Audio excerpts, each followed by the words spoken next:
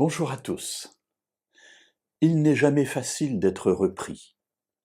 Et ça ne fait pas plaisir, parce que la réaction première, c'est de se dire « on m'attaque, et peut-être que je vais me défendre ». Pour autant, cette répréhension, lorsqu'elle est justifiée, c'est ce qu'il y a de mieux pour notre vie, parce que c'est ce qui nous permettra de nous rendre compte de nos erreurs et d'avancer. Bien entendu, on pourrait se mettre du côté de celui qui reprend, et il y a là beaucoup de choses que la Bible dit. Le faire avec douceur, avec compassion, le faire de telle sorte qu'on soit sûr que l'autre comprend qu'il y a là une attitude bienveillante et non pas simplement le déversement de colère, de haine contre celui qui a fait quelque chose de mauvais.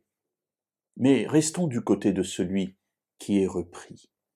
Dans le livre des Proverbes, au chapitre 29 et au verset 1, il est écrit « Un homme qui mérite d'être repris et qui raidit la nuque sera brisé tout d'un coup et sans remède. » Ah voilà des choses intéressantes qui sont dites.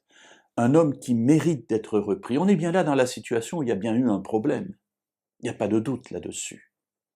Mais voilà que cet homme mérite d'être repris, quelqu'un vient le voir et lui parle pour souligner sa faute et lui proposer son aide, vraisemblablement, en tout cas je l'espère. Et voilà que cet homme raidit sa nuque, c'est-à-dire il refuse la répréhension, il refuse cette parole qui est là pour le redresser, pour le remettre sur le droit chemin. Et alors le résultat est immédiat. Cet homme sera brisé d'un coup et il n'y aura pas de remède pour lui. Mes amis, ça n'est pas facile, je suis d'accord avec vous. Cela fait mal parfois, je suis aussi d'accord avec vous. Mais être repris, et surtout quand c'est fait par quelqu'un qui est plein de douceur, comme Dieu sait le faire, et comme j'espère, nous avons des amis qui peuvent le faire aussi.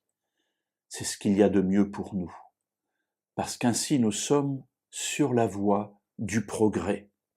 Et c'est ce que l'auteur du livre des Proverbes, ici, de ce proverbe en tout cas, dit, un homme qui mérite mais qui raidit sa nuque sera brisé.